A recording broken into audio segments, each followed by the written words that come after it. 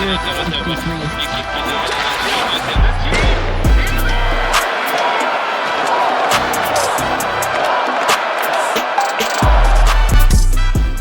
there, and welcome to this Hockey Inside Out Show bonus episode. I'm Stu Cowan of the Gazette, and we have a special guest this week, former Canadian Nate Thompson. Played 15 seasons in the NHL, including 2 in Montreal before hanging up his skates a couple of years ago, along with my regular partner here, former Canadiens defenseman, assistant coach, and 1986 Stanley Cup champion, Rick Green.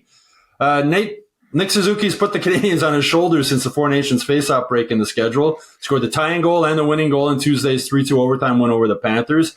And he almost certainly will become the Canadiens' first point-per-game player since Alex Kovalev had 84 points in 2007-08. That's 17 years ago.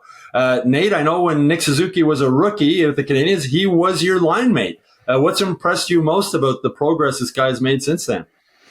Well, first, I remember looking back on my season with the Montreal Canadiens, and I had a really good start to the season, and everyone kept asking me, well, what'd you do this summer? What'd you do? What'd you change? And I said, well, I'm playing with this kid right here, right next to me.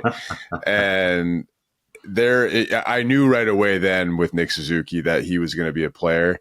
And you're seeing it right now. I mean, the way he's playing, I think it's just his all-world play where he's playing all over the ice defensively. I mean, there was an instance last night in the second period where, he takes the puck away from 2 guys along the boards. 2 guys come at him. He makes a play to Cole Caulfield in the slot in the second period for a grade A chance. And it was all these little things he was doing all over the ice in defensive zone, and not only that, he was good in the face-off circle. And he's playing against Sasha Barkov as well, and he's matched up against the top lines. I mean, all these things that he's doing, obviously offensively, but I think as a whole, as a player, I mean, to me, he's kind of in between a David Krejci and a Patrice Bergeron. I mean, that's what I see when I see Nick Suzuki. And the biggest thing with Nick too is the bigger the moment, the bigger he plays, and he almost does it with a smile on his face. And you can see how much he's enjoying it and how much he loves the game and his passion for the game. So,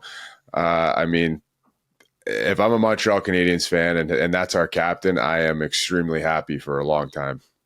I know, Rick, I'm going to buy T-shirts one day that say, never trust the forward.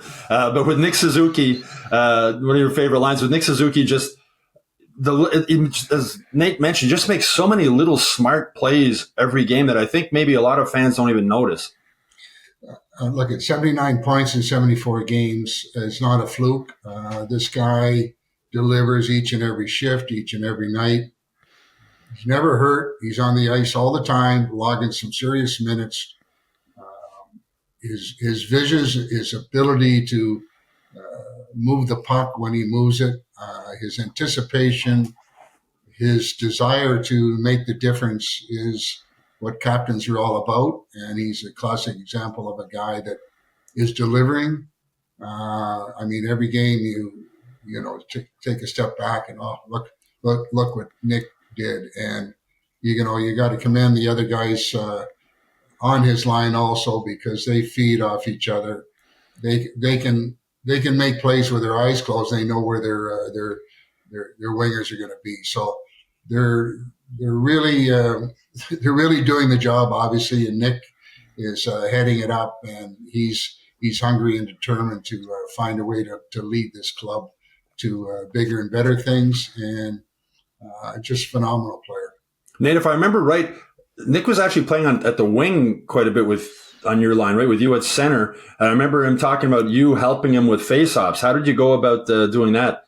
Well, I think it was just repetition. With a guy like Nick, I mean, it was, he had his way of taking faceoffs. Maybe I would help him or give him a few pointers here and there, but he's so talented and he works so hard that I knew he was going to pick it up quick, and then eventually it was going to get to a point where when I played against him, I was really going to have to bear down against him in the faceoff circle, because he might beat me now. So Nick had the best practice habits, and I think as you guys know, I mean, he loves to be on the ice. I mean, there was times when I'd tell him, I'd be like, Nick, like, we have a back-to-back. You don't have to be on the ice today. Like, you need to rest. You're going to be playing a lot. And he just say, no, I want to get out there. I need to do this. I need to do that. And it just goes to show you, it just goes to show you what kind of kind of player he is, what kind of person he is, and he's leading the way for the Canadiens. Sounds like Lane Hudson, the Canadiens need to try and keep him off the ice now too. Rick, he's sort of a quiet leader, right? He's not the most outspoken guy. Who do you remember that was like that as a leader when you were around playing with the Canadiens? Well, Bobby Gainey was not a rah guy. He led through an example in his play, and he's probably one. Ryan Walter, also a guy that not a big outspoken guy, but delivered and competed and made the difference every game. And those guys don't come around that often. Nice to see that you got a guy like Nick Suzuki at such a young age to be able to handle what he's handling. And the results speak for themselves. I remember interviewing Nick for the first time, Nate, at the first evaluation camp, I guess it was, after the trade. And he was nervous, like a deer in the headlights type of thing with the media around him. It's been sort of fun watching him grow into the player and the man he is now. You must take a sense of pride in seeing what he's done and knowing that you had a role in helping him get where he is today. Yeah, I mean, it's fun to see. It's fun to see a guy like that when I be able to play with him when he was young and a rookie, and seeing where he's at now and how big of a piece he is for the Montreal Canadiens and like I said, the captain of the team. I don't know if I'm I don't know if I had a big piece of it, but I'd like to say I was a part of his journey, right? So I think it's pretty special and it's fun to watch. I mean, last night watching that game, seeing what he did, it was just for me, it was just fun to see him have so much success. Do you keep in touch with him at all still, Nate, or have you? Occasionally here and there, maybe a text or a message, just checking in, but he's.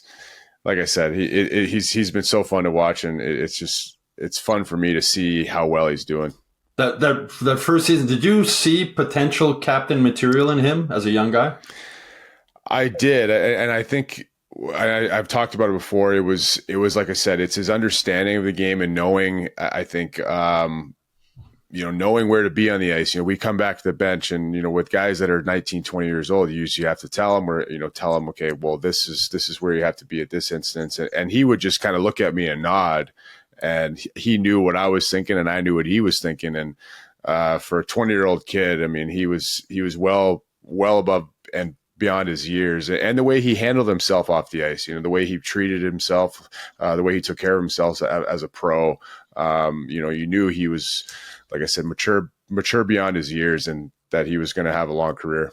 Youngest captain in Canadiens history. Rick, I know you were around the Bell Center quite a bit, or at the alumni lounge. Have you got to know Nick at all off the ice? A little bit. He was always personable and approachable, and kind of a low key guy. Kind of went about his stuff, but always had time to say a few words and. Just a quality person. Yeah, that's one of the things these young guys that's impressed me is, with the bright spotlight in Montreal. And, these guys, what it's like, Nate, playing here, you can't go anywhere without being recognized in the way they've handled it. How was that for you playing here, like going everywhere, being recognized? Is it different than anywhere else in the NHL when it comes to that? Yeah, I think it's different than anywhere else in the league. I mean, people are extremely passionate about the Montreal Canadiens, and for me, it was something I've never really experienced. I mean, being a guy that's a fourth line guy that people usually don't care too much about, but in Montreal they care, and they care about every player and what they bring to the team. So for me, I enjoyed it. I liked having a little bit of I guess you could say, accountability from the fans. So. It was a fun experience for me. Yeah, I know with Alexandre Carrier, when he got traded here from Nashville, he told me in the 6 years he played in Nashville, he said he might got recognized 3 times. It's a different world when you're playing here, and you two guys have both experienced that. Sorry. Anyway, that's it for this Hockey Inside Out Show bonus episode. I hope you all enjoyed it. Please like and subscribe to the Hockey Inside Out YouTube channel. Go to MontrealGazette.com/newsletters to sign up to the Hockey Inside Out newsletter. And, of course, go to hockeyinsideout.com every day where you get all the latest Canadiens news. And if you have a bonus question you'd like us to answer in a future bonus episode, please put it in the comment section below.